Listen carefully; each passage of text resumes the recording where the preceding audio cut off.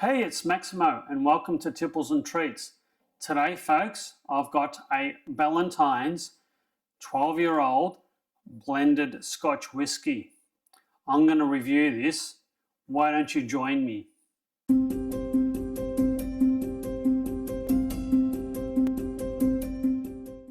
I've been trying quite a few Scotches over the years, and I always had an aversion for blended Scotch whiskies. I'm not really sure why, but I always thought that a single malt was always preferable and better, and maybe a better quality tipple than a blended Scotch whisky. But I've had a few blended Scotch whiskies in recent times, and I think I might have been converted. So I saw this particular example in my local tipple establishment, and I thought, let's give this one a try. This particular example is a Ballantines 12-year-old blended Scotch whisky. The 12-year-old is often the first step up for many that venture into blended whiskies, into something a little bit better and a little bit nicer and perhaps a little bit more expensive. And so this is with the Ballantines. The two key ingredients of the Ballantine blends come from Miltonduff and Glenburgie.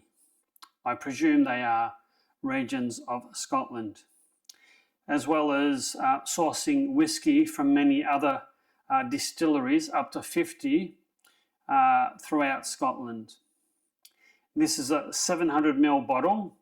It cost me $60 Australian, and the alcohol by volume percentage is 40%, so it's 80 proof.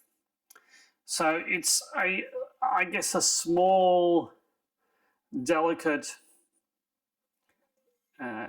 economical bottle. I don't think there's anything remarkable or special about this apart from perhaps the coat of arms and the blue writing on the label, perhaps. It is a twist top, so there's no cork. Trying to save a little bit of money, perhaps, I'm not sure.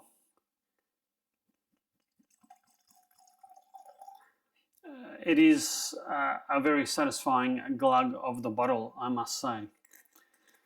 So, I'm eager to try this. I've seen Ballantines a lot over the years, but no, I think I've yet to try a bottle. So, here goes, down the hatch.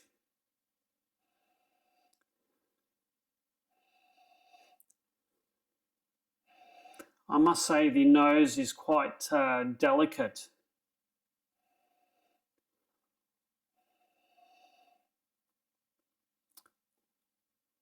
Fruity is, I think, for me, the predominant aroma is fruit.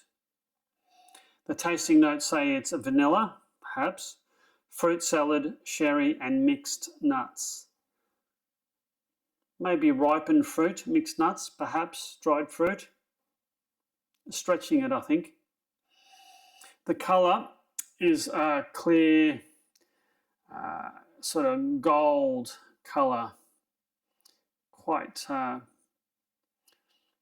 mellow. It's not really a dark colour. Let's have a taste.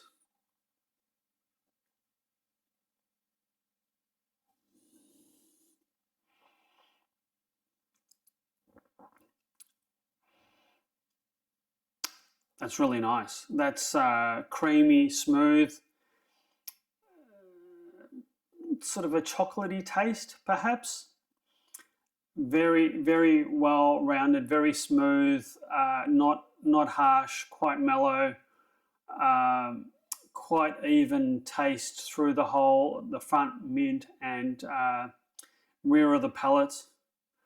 The tasting notes say it's creamy with a Mocha taste, buttery, pastry, spice and oak notes. Well, I think there's a bit of oak perhaps towards the finish. The finish is gentler, spice and fruitcake, short and restrained. Well, that's definitely the case. I quite like this neat, which is, I wasn't expecting it to be this nice, in fact.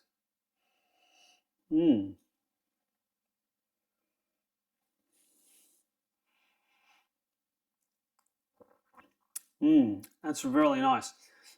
I've been having a couple of monkey shoulders, which are also affordable blended Scotch whiskies, and for about the same price, I would say that neat, this is a fair bit better than the monkey shoulder. The monkey shoulder is nice for a affordable Scotch, but this is really impressive.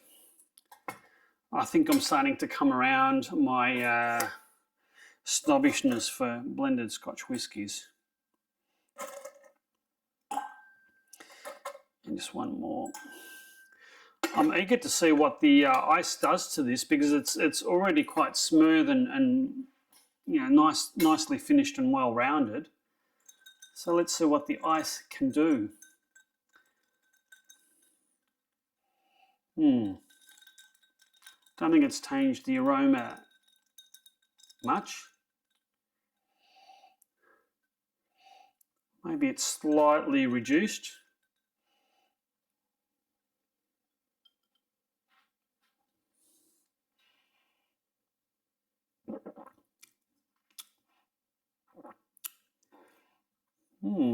That's interesting. That's very interesting.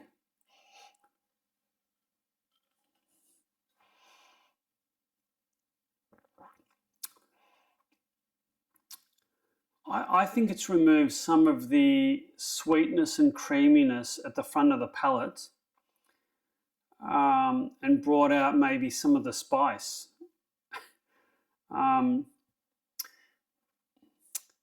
That's the opposite of what I was expecting. I was expecting that adding some ice would make it even smoother and more mellow, but I think it's somehow done the opposite. It's reduced some of the sweetness and brought just a little bit of the harshness out mid-palate, whereas it was quite nicely balanced without the ice. I'll try this again.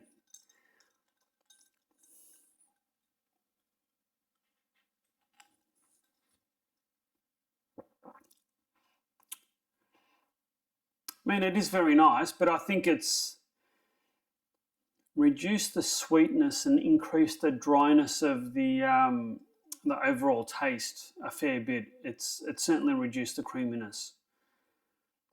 It's unexpected for a Scotch on the rocks. I think I was expecting something different. It's very interesting how different spirits can surprise you at different times and in different ways that you're not expecting.